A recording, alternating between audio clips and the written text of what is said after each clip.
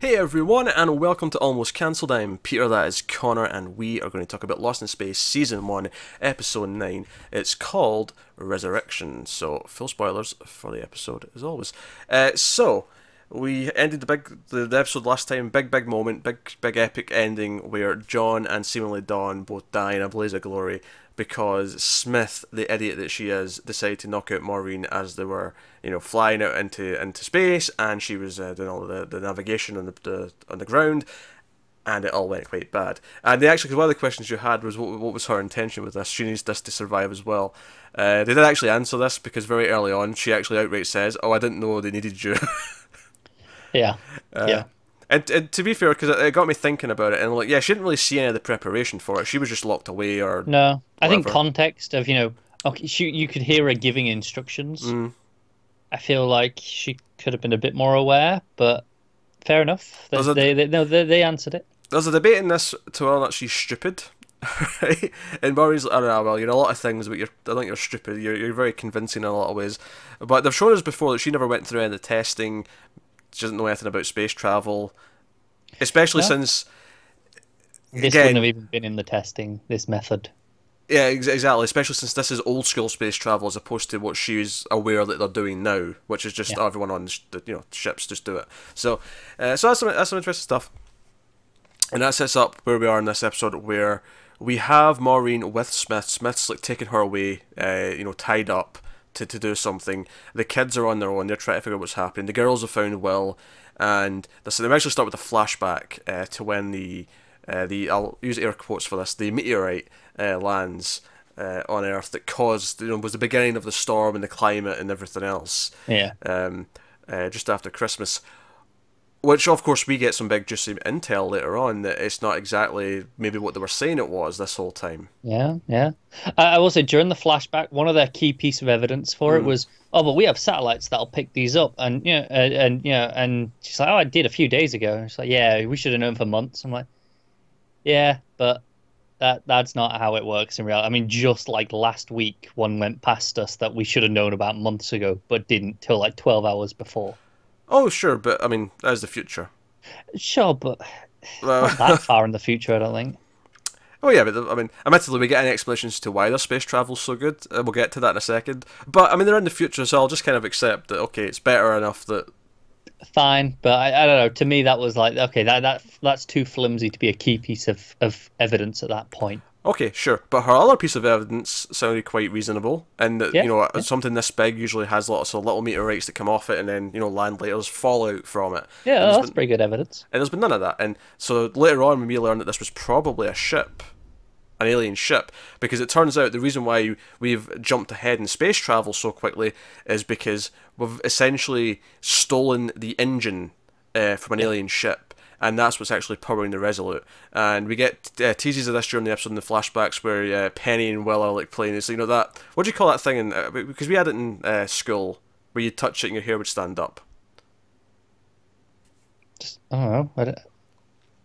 Okay, I had a name. I'm forgetting We it. never had that. Sorry, Oh, you never had that? Okay, it was a thing we did in school. I don't know what you're on about. You really have never heard of. Okay, fair enough. It's like a silver Uh, kind of dome thing. You touch it and it makes all your hair stand up because of the charge. No, no, I sorry. never did this. Oh, we all had a shot in school. It was fun. I think my school was too poor to that. We just did the classic. Oh, here's a balloon rubbed on a jumper, and then over your head. Hair goes up to the balloon. That's my level of education. They're going to start thinking about some sort of posh private school with statements like that. I did not, for the record. I I'm did sorry. not. I'm just this is the reality I grew up in. Okay, but anyway, so that's essentially what's happening here. There's some sort of power source behind the door, and it's all blocked off, and we get little flashbacks here or there. One, of course, the one that reveals this is with Smith, and we see that because remember we were questioning a while ago if Maureen actually worked with the company that was like doing all the space travel stuff that was taking everyone to Alpha Centauri. And we actually see that she is indeed, and she even helped design, because she's like, oh yeah, I've theoretically designed a ship that could go this fast and survive at this speed. And she's like, oh, but it's just theoretical. Nothing we can build can actually go that fast. And he's like, well, there's some things off books. Yeah, I will say, knowing that she was that, critical in in the in the whole ship, feels like she should have had a bit more special privilege in terms of, okay, you get to go, rather than, okay, you have to go through the same amount of rigorous testing. I Sure, assume that yeah. you would get a bit more leeway. It does explain though how she was able to fudge Will's results because she was on the inside essentially. She was able to sort of get her paws in there and start changing things. But so it sets this up, and then obviously we're in the alien ship later on, and they discover the source, and that's how Maureen clocks it. It's like, oh no, we stole the technology. We weren't attacked at random. This wasn't some just attack. Like, this thing was sent to like reclaim its property essentially. Yeah, and like I said, we get a flashback with Smith to the scene we'd already seen before with the captain of the ship threatening her, going, yeah, well, we got no jail system, so I can do whatever the hell I want. Yeah, because that was a very notable line at the time, so it was easy to remember when he said it again. Yeah. And then we see her hiding, she eavesdrops, and we see the superior that basically shot down Maureen Ellis. Like, oh no, good work, but this is classified. Off you go. Yeah. And he just says, like, oh, this thing has come to take it back. And he's like, yeah, well, if it takes it, well, we're all stuck and dead out here anyway, so you might as well defend it. So, I'm not gonna lie, pretty reasonable logic on his part at that point. Oh yeah, sure. It's an interesting thing, and it also paints. I mean, obviously the robot was killing people, but it does paint it as less of a vicious, I'm just here to murder, families and children, and more. Yeah, for all it knows, this is a military ship. Yeah, at the very least, it's coming to reclaim something. It's not just picked a target for the sake of, Yeah, it's not just a mindless attack. It's this is my property. I want it back. Yeah, whether it's like the robot's thinking or whoever programmed the ship and the robot's thinking. More I'm specifically. assuming there's someone else behind it, but you get the idea. It's interesting. It's obviously because I'm kind of looking at this in the next episode as a two-part finale, even though obviously Netflix it doesn't really matter, but it still kind of feels like that. I think having the just because it felt kind of rounded because we were going back to the sort of the origin of why Earth is kind of like this, the origin of why we can travel in space. It felt like we were kind of like closing off some loops that the season kind of set up. And to be fair, it's been a while since we've had flashbacks. It has. To this extent. I was actually genuinely thinking this throughout the episode that I was expecting a numerous amount of them over this because if you go back to the first few episodes, I think I remember saying, oh well, we'll learn about how they all ended up deciding to go, and we'll learn about all this, and we didn't actually get that to a great extent. We got a little bit here or there. No, but not... I'm really excited. I remember one of my opening concerns was I hope they don't overdo it on the flashbacks because it's easy to fall into that trap. Well, no, they showed real restraint with that. Yeah, so request granted, basically. Yeah, credit where it's due. So that's good stuff, and obviously the opening flashback also sets up this thing with Will with the radio trying to contact his father, and they set up a sort of, not quite Morse code, but essentially a simplified version of it. It's like, oh, 3 dots means are you okay, and then he'd respond back with 3 saying yeah sure, just to make him feel better. And I will admit, the climax to this was extremely obvious once we set up what the plot with the rest of the camp was with Penny and Will. And, I loved that we got like a Pitch Black-esque monster like episode. In fact, even a little bit of Quiet Place once it really got going. Yeah. Which I will criticise one weird moment though, where it was subtitled like they were all doing sign language, but they weren't actually doing sign language. Yeah, I wanted to mention this. I hated that with a passion because that really felt like they think I'm stupid. Yeah, because I got it. I got everything they were saying. It's like, my point is, okay, if the characters can understand each other, I can understand them. If you're telling me I need subtitles, then I don't believe that they can understand each other. One or the other. But here's the thing. We could understand them. This was purely just in case you didn't, right? It was so it's not so much that I feel like this is a bizarre thing where I don't think like the writer or the director of the episode or the actors, I don't think any of these people are at fault. I think the episode was made and it was fine, and then some producer in post went subtitle that. Quite possibly. That's what it feels like to me. It's an atrocious decision because it makes me feel insulted. Genuinely, I feel like, why am I doing this? It takes away from the moment. Honestly, I didn't feel insulted. I just felt confused. It took me a while to realise what they were doing because I was like, okay, that was subtitled. What's going on? Is this real? Because at first there was a little bit of hand movement. I'm like, that doesn't look like sign language. And then they just started nodding at each other, and there was all these subtitles saying things, and I'm like, what? What is this? What's happening? Conversation, obviously. I have never seen this done in a movie or show before, where they subtitle something where there's not actually any communication happening beyond simple nods, and they're actually like filling it out. They're actually like adding words to it, and it's like So no. like, he's pointing at the guy going, he's hurt. He's like clear. He's like he's pointing at him, going shaking his head. It's like, all right, I get it. He can't move. This was the weirdest thing because my first thought was, wait, did they know sign language? No, wait, they're not doing sign language. What's happening? Yeah, I was genuinely confused by the choice. It really took me out of the moment because it completely undercut the atmosphere. I think that is a completely fair criticism when you really did not need it. Everything they were like exchanging with their glances, with their hand movements, you got completely. It all made sense. Simple. Like there was okay. Point at the guy, shake head. All right, okay. He's because it was the most complex part was we'll run away, and it was like the fingers on the arms, and then Penny went but then splat. You get got. Like it was really simple. And it then, made sense. They're going all right. They're nodding at each other, going, yeah, let's do this. And it's saying, yeah, let's do this. Okay. I'm like, really? Really, Netflix? Yeah, I'll criticize that. Blame. I wonder if that is a choice that was made because they knew they'd maybe have some younger audience members and they just wanted to dumb it down for them. And I really wish what they'd done in this case is just maybe make it clear at the start of the show, hey, parents, there's some dumbed down subtitles you can turn on for the young kids. Do you know what if you I want think them. is particularly ironic about that?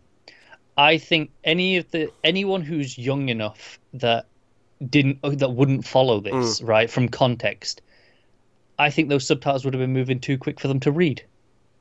That's fair. That's fair. Because I genuinely do, because I think kids they're not completely stupid. They can understand through context. That's how they learn everything. Yeah. So it well, really... you didn't have much luck at school, clearly, from what I've been hearing about your school life. But so especially communication, they learn through context. Oh, absolutely, yeah, absolutely. So it didn't ruin the episode, anyway. I really enjoyed this episode. I have a lot of fun. I did too, but this was a glaring, horrific moment. Yeah, this was just one moment in an episode that was otherwise really good. So don't take this as us shitting on the episode by any means. It was such a bizarre choice, though. It wasn't even just like, because obviously sometimes there'll be a bad moment and it's fine. You get over it. You get back into the action. It's fine. But this was a bizarre choice of a moment that really stood out as just being weird. That's the worst part. It's not even something that just it was badly filmed, it was badly edited. That didn't make sense. There's a plot hole. It's just I don't understand the entire choice of this. Nor do I. It's weird. Outright. It actually made it more confusing because I was just sitting there going, "Why have you done this? This is weird."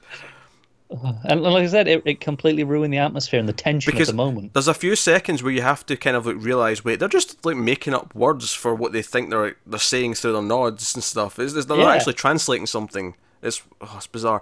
Anyway, I mean, arguably it is you're translating the nod into words, but again, you're basically just picking phrases. Yeah. So that complaint aside, basically Will is really upset, and they set up this thing with the radio, and he's trying it again. So we see that Will's got out, and they're talking like, "Oh, Mum's missing. Like Smith's taken Mum," and obviously Will's told them about Smith and that she's the one who locked him up, rather. And he's sitting trying on the radio, and they're like, "Well, that's not going to work." Like it exploded. It's doomed. He's trying everything. Like, was it a red flame? Because it was a red flame, that means it was low temperature. So was there any chunks that fell down on their own? He was wearing a suit, so he'd have oxygen. That wouldn't be a concern. He's really going through it. He's been a little problem solver. He's trying to really think of ways. And of course, there's scenes throughout the episode where Victor at one point, gives him some follow, and he's actually being nice at first. He's like, "Hey, you and your sisters can stay with us, like when we get back in the reservoir." He just lacks a bit of tact, doesn't he? He does, yeah. He very much does. To the point where he's saying, "Hey, it's nice to hope and all that, but sometimes you have to think with your head and not your heart." It's when he ends it with, what is it? Let's focus on the people who have a chance. That was cold. That was so cold.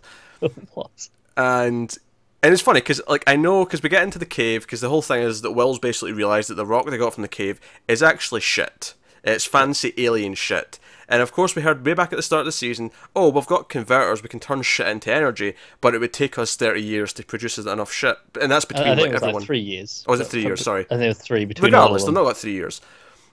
Otherwise, okay, we'll stay here for 3 years and then we'll leave. Fine. Yeah, we'll all shit it all out and then we'll get on up. But look at all this shit that's already here. We've got all this fancy, convenient. Super shit. My favourite part of all this was Penny. It's because they go to Watanabe and he's like, analysing it. He's like, "Oh, is this biomass?" And she's like, "That's alien shit. I'll be washing my hands now." Wait, are you telling me we spent the night in a space toilet? Just her reaction to all that was great. Not my favourite Penny moment of the episode, though. We'll get to that later. But basically, they're in there. It's like, okay, but what about the things that actually had the shits? This thing, which Watanabe says, oh no, whoever this is, they're at the top of the food chain on this planet. They've been killing things. Apex predator, clearly. Yeah. So they get into like, the deeper bit of the cave, and they've brought in Victor and everyone, and all these big, tall pillars of shit. That's a lot. In fact, actually, my favorite line in here is "We're literally full of shit." That was a good line. And it's like, okay, so what is this? And they'll all look up very slowly. And my best way to describe them is Pterodactyls. Pterodactyls. I'll allow it. They're very bat. They're bats crossed with pterodactyls. That's what they would make me think of. And then their mouths had kind of like this. I don't know. Pick a generic monster from anything from the last few years. It had a mouth like that, but otherwise it was a pterodactyl crossed with a bat. And so it's like, okay, but they're blind, and I'm like, okay, all right, okay. It would make me think of Pitch Black, because Pitch Black's whole thing, and even the Riddick series as a whole, is that like planets have these gimmicks where they have a monster that has like a handicap of some kind. In the first movie, Pitch Black, it was, oh, sunlight hurts them, which is actually true in this as well. The sunlight hurts them. They have to stay inside. But so it wasn't until the eclipse they can actually come out. And then the third movie, like at Riddick, the gimmick was that, oh, water's what harms them, as opposed to Sure. Actually, no, water's what wakes them up, rather. They can only survive from water. So the planet's fine when it's dry, but then when it rains, that's the premise. So it's, it's planets with gimmicks, with monsters that have gimmicks and handicaps, and so it made me think of that. But then the fact that they're all being quiet was making me think of A Quiet Place, because fresh in your mind. Yeah. And the subtitle bit oddly made me think, because in A Quiet Place, though, they're actually using sign language, so it makes sense to get subtitles. Yeah, subtitles, sign language, all you want. Please, I don't understand it, so please Yes. subtitle it. Yes, except that I believe this. I believe that's I'm assuming bullshit. that's explained in context. Oh no, it's not in the movie. It's just that sign language I happen to know. I think it's okay. bullshit, if I remember correctly.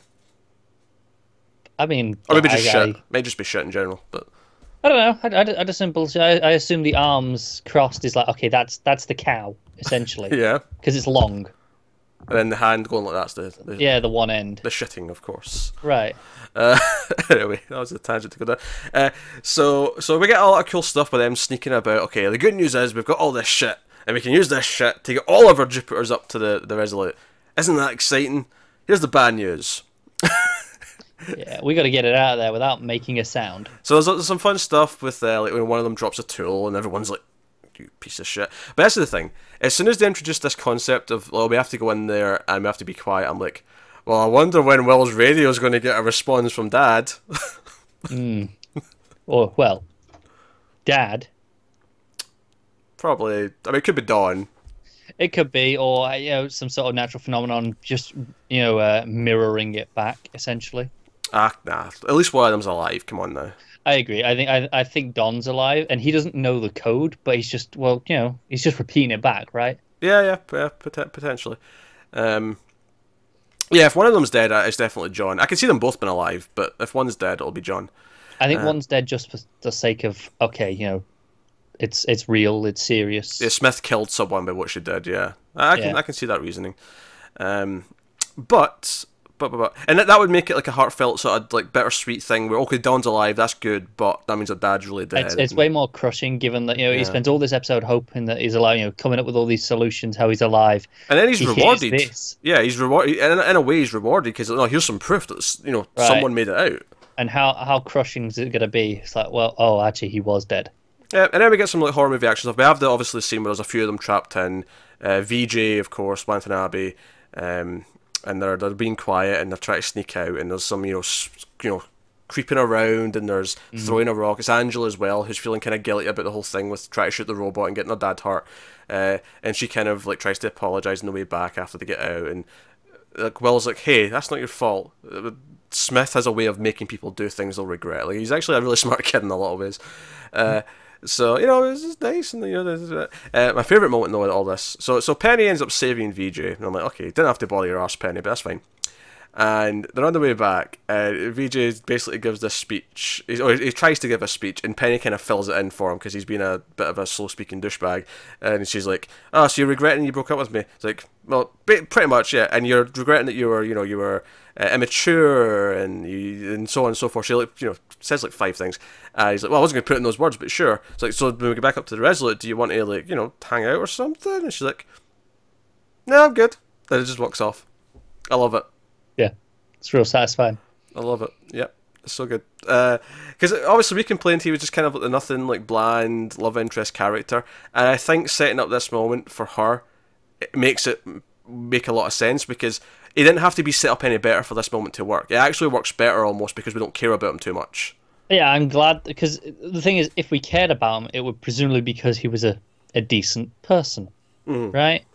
Or at least fun, and we'd want Penny to get back with him. But here it's like, well, no, he was a dick and kind of ran off as soon as he could, and it's like now you've saved him, he's come crawling back, essentially. Yeah, that's basically what's happened. Yeah. So it's way more, it just makes way more sense for her to go, nah, do you know what? I realized that before that was that whole, oh, I'm gonna die in a week, so might as well. And you were the only guy around of my age, so sure.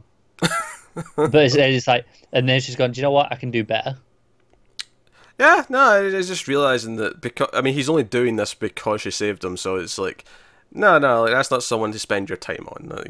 Now it's all better. Yes. So no. So that was good stuff. And then there's Hope there, and of course Judy goes off to find Smith. She's like, "Nah, I'm gonna go get Mum back. I'm doing this." And she like tracks them down with the chariots. Like, sort of, okay, where was Chariot 21? All right, I'm gonna go there. And obviously we see Smith and Maureen keeps trying to like escape. She tries to like, oh no, Will was standing over there when we activated the ship, so you go over there. And at one point she's even like, oh no, you can't activate the robot because Will's kind and compassionate. You're none of these things. Maybe that's why it doesn't work. If only, hey? And of course, Judy shows up. She actually tricks. She uses the chicken. She uses Deborah. Yeah. To distract Smith and knock her out with a trank, and gets her mother out. But of course, the robot just happened. Like when she threw an arm down, just happened to touch the ship, and it brings the robot back online. I will say my critique here is what was the point in that trank? Because it clearly lasted about 30 seconds. No, that's true. She did say when she was getting her mother into the chariot, hey, this is not going to last long, we have to be quick. Right, but I just feel like, what sort of dosage is it that's only knocking someone out for 30 seconds? I wonder if it's just a case of, like, that was the only thing in the chariot that could be used, and... Oh, maybe, yeah. She didn't, like, have time to actually go back to, like a proper med lab and, like, whip up something that was, like, going to work for an hour or something like that. Which would be ideal. But, of course, the big ending is that the robot is now following Smith's commands, because Smith was there... when the robot was sort of reformed, so it says, danger, Dr. Smith. Yep. And that's your big cliffhanger. That's your big cliffhanger. So, so what have we got to do get to the finale? We have to actually get all the ships off and into the Resolute. We have to find whoever survived, presumably Dawn, if not Dawn and John, and we have to... That's the reason it's not both of them. They rhyme, so it's not both of them. It's also a movie starring Joseph Gordon-Levitt called Don John. Just for the record. It is, yeah. So we got that to do, and of course we have to end this Smith robot reign. Because they could leave on a cliffhanger where she's still got control of it, but I don't think they will. No, I don't see that. Especially if John is dead. I think that's the only, real negative of the season. I think that everyone else comes out stronger. I'm not convinced he necessarily is, though. I think there's still a reasonable chance he's still... I think there is as well, but I said if. I think there's just enough plausibility of, okay, he just made things up with Maureen, he just decided to stay. Dramatically, emotionally, and it just makes sense for me, for him to be dead. No, dramatically it works, whereas obviously Dawn, we're still just getting started with everything he's doing with Judy and so on. Yeah. So it makes sense, and it also is this... Like, I almost wonder if we'll do this thing with the robot where it feels like his dad's somehow in the robot. Like, in a way, like, now he's the father figure. It's like the surrogate father, yeah. I can see it. And, that sets up a real obvious arc for Season 2, for them to, before they experience being without a father, but I was like, he's coming back, and here it's like that, but it's different, and you'll be seeing it through that lens. And I wonder if, like, we'll get a thing where Will will actually go and try and find his father. Maybe if the robot's there by that point, like there's a robot see him dead, and like you get some sort of like the robot trying to understand that he's dead, and like Will like upset and doesn't understand why he's upset, and I don't know. I could see like dramatic potential from that. Like I said, I think it's kind of an easy thing to do almost. All right, kill the dad and go from there. But it's the choice that makes the most sense to me. Yeah, I was hearing some buzz actually just from the general interwebs that it's looking likely that it's getting a season 2. Good. Just from the rumor mill, which is good because we're enjoying it. And yeah, so we have the finale left, and I'm excited. I'm excited to see what they do with this. And if we get back on the Resolute, which I think we will, A, because they have to survive because they can't stay on the planet, but B, it means we get a different setting for season 2. Whether that's like more on and off the ship a bit more often, or if we're on another planet. I feel like it'll probably be a little bit different though, and it'll maybe be more in space next season, just so it's not the same thing as season 1. Quite possibly. That'd be my guess. Not to see. Yeah. No opening titles this episode. No. So what's that then? 3, 6, 7. Yeah. Did we have one in 8? No, we did, but it was after an opening scene. You're right. Yeah. So 3, 6, 7, and then 8 after a cold open, if you will. We guaranteed one in 10, I'm sure. You say that, they'll do something new. They'll do it at the end. Yeah, that's what I was just saying. I can see it being at the end. Like, our Joe will be the final shots of them getting out of space, like the music will kick in, the credits will start playing, as it's like the new shots of them leaving the planet. It'll sort of become the opening title sequence. Just so it's different again. Just because, yeah. Why... Worst part of the show. I can't figure out what they're doing with the damn opening sequence. Yeah, I don't know what's more baffling, the stupid subtitles in that one scene, or the inconsistency and the random choice of to where to put the opening title sequence. Do you know what, if I can question the showrunners, most people, they'll have all these questions there. That's what I want to know. That's what I'd ask as well. What's going on with the title sequence choice? Yeah, some things I loved. I love just the, like, Judy like accidentally kind of blames Will in the opening scene when she's telling him to stay behind, and then they kind of hug, and I thought that was kind of sweet. I thought Will and Penny like hugging again after the first when they found out about Dad, and then afterwards when she got out after being in there in danger. Like there's lots of little sweet brother sisterly moments that were happening. Throughout. And even when Penny goes after Judy and tells her to be careful because she actually cares about her, and it's a nice moment. In fact, actually, maybe my favourite little speech of the episode was when Will, Penny's like, no, it's impossible, they couldn't have survived, and he's like, hey, any more than Judy surviving the ice, or any more of you all that other shite we've been through over the past 8 episodes. So impossible can happen. You just have to believe in it. And I'm like, you know what? He's right. All these things have happened. It really helps when you have a big giant robot buddy. The giant robot did assist in most of those instances. That is very true. Yeah. But hey, and then now they've discovered giant heaps of super shit, which will save them. Super shit to the rescue, as always. Yeah, so no, it's curious. So now I'm excited. I'm excited to see how the season wraps up. We should have this. The final we're actually behind when we were supposed to be doing this. We're behind a couple of episodes because we thought we'd be done by now. But we have one left to do, and we should be recording that Sunday or Monday, and that's when you can expect the finale to finally go up. So that is Lost in Space episode 9. Let us know what you thought of this one. In the comments below, like, subscribe, all that stuff. Get us on the Twitters at mailed_fuzz for channel updates. If you want to support the channel, go and get lost over on our Patreon page. Patreon.com/mailfuzztv. I'm sorry. I can't believe it's taking you 9 episodes to make that joke. I know. But that is us, so thank you once again for watching or listening. We always appreciate it. And if you are on our audio feed, the Netflix feed, 3% Season 2 launched today. If you've not checked out that show, it's a sci-fi show that's a Brazilian original. I do recommend checking out Season 1. We like Season 1 and Season 2 starting today. So we're going to be covering that as well, so you can expect that on the audio feed. And you can also expect other stuff in the next couple of weeks. So Netflix hitting us with too many shows at the one time. Dear white people. Dear White People, and also at least trying another foreign show called Rain, which is also a science fiction show. Because Netflix can't stop giving us things that look interesting and making our schedules hell. But here we are. So, yeah, we'll see you in the finale. Thanks for watching. Have you got any vanilla?